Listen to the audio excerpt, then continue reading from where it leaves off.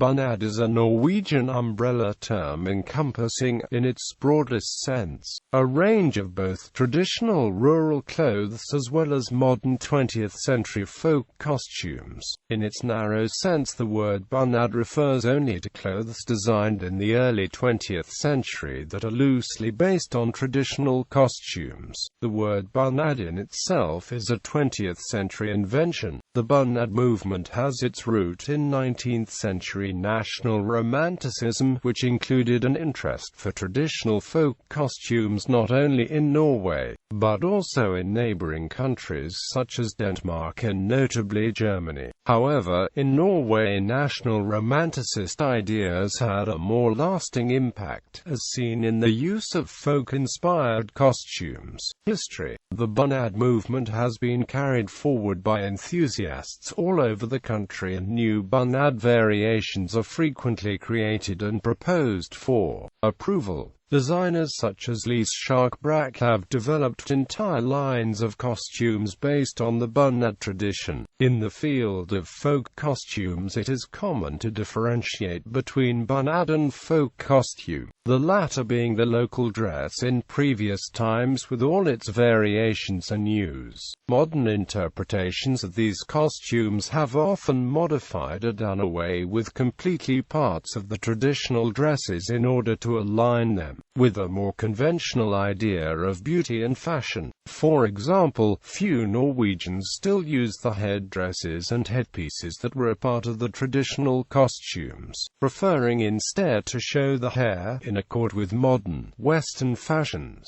Ironically, these headdresses, like the one in the photo at the top of this article, would often have been seen as the most important part of the costume for native practitioners of the customs, as the headdress often indicated an individual's social or marital status. There is a continuing debate about the extent to which Bunads must conform to the standards, or whether it is acceptable to vary or improvise based on general themes. Some groups argue that Bunads must be sewn and worn according to strict standards. Others advocate a more creative, lenient approach. Bunads are nowadays often viewed as a status symbol, ranging in the price of $2,000 minus $10,000, depending on the desired design, material, embroidery, gold, silver and accessories. The price also depends on whether the customer buys from a well-established company like Husfliden, from a local sewer, decides to sew a part of the embroidery themselves.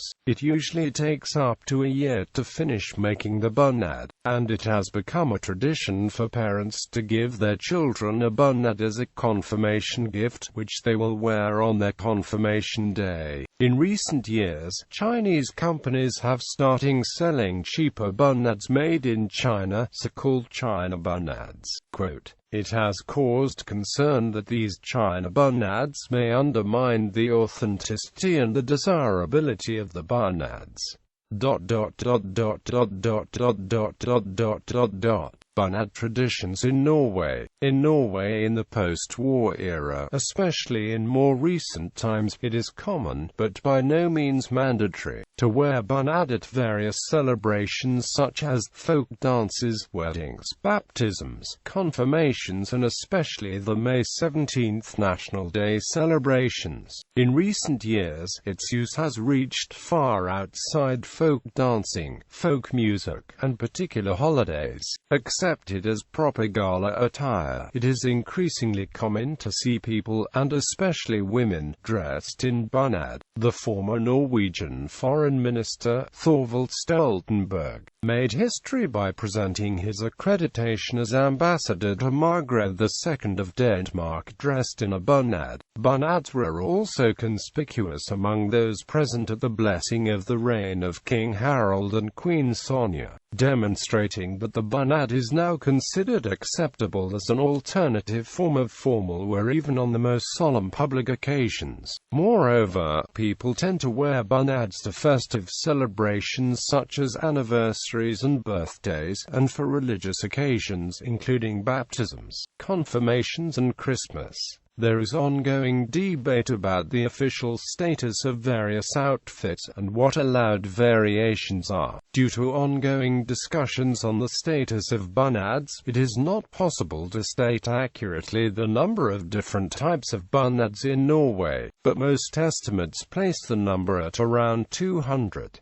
In 1947, an official institution, the National Committee for Bunad-related Questions, was organized to act in an advisory capacity on all questions dealing with bunads in Norway. That function is presently assigned to the Norwegian Institute for Costume and Folk Costume, a national institution dealing with documentation and research of folk costumes as a cultural expression. Since 2008, the institution's management has operated in cooperation with the Valdres Folk Museum, with which it shares facilities in Fagans. The institute has established an archive of costume registrations, photo cut patterns and sketches, and writings of traditional material from various districts. For the late 19th century until quite recently, the image which was most commonly used to represent the Norwegian traditional rural dress in general was that of the Hardanger woman's bunad, but in more recent times this image is being increasingly superseded by that of the East Telemark woman's bunad, as the bunad most often is based upon older designs from specific areas. The particular bunad will get its name from that area. Most people with roots from an area will choose bunads from their own area or their parents' birthplace.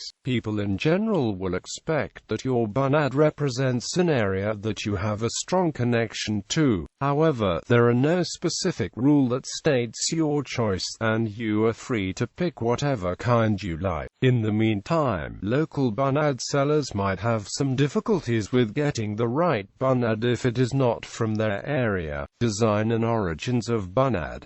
The various bunads have been designed through different means. Some of them are based on old local customs, other models are constructions made in the 20th century, relying on local and historical material. The interest for bunads dates back to Norwegian romantic nationalism and gained increasing interest with the folk dance movement at the beginning of the 20th century, while the contemporary bunad tradition has most of its roots in folk costumes from the 18th and 19th centuries. Records documenting the use of folk costumes go as far back as the Middle Ages. Setesdal in southern Norway, for example, had a folk costume tradition dating back to the 14th century that remained relatively untouched until the middle of the 20th century. Norwegians from Setesdal still wear this time-honored traditional costume as a bunad today. Such long-standing folk costume traditions can be found all over Norway, but not all regions have retained these traditions, as well as areas like Setesdal. In Trøndelag in central Norway, for example, the traditional costumes fell by the wayside in favor of modernized versions, but are now starting to be revived in the local populations and used as conventional bunad again. The names of these traditional bunads are based on the geographic origin, and traditionally, people choose the bunad based on their own or their ancestors' origin. Hulda Garborg and Clara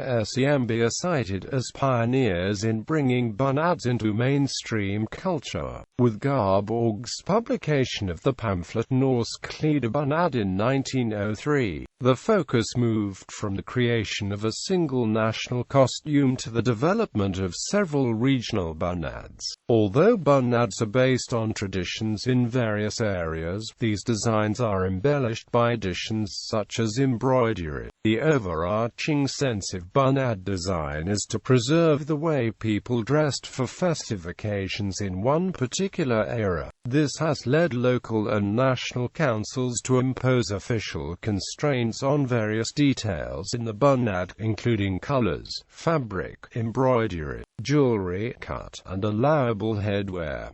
Designs and popularity. The designs are typically elaborate, with embroidery, scarves, shawls and handmade silver or gold jewelry known as solia. There are bunads both for men and women, although women's bunads are more diverse and popular. However, according to daily manager Turid Lissagesborg at Husfliden in Oslo, they now produce and sell more men's bunads than women's for the first time in history. The male customers are often characterized as urban and modern, and range between the ages of 20 and 40 years old.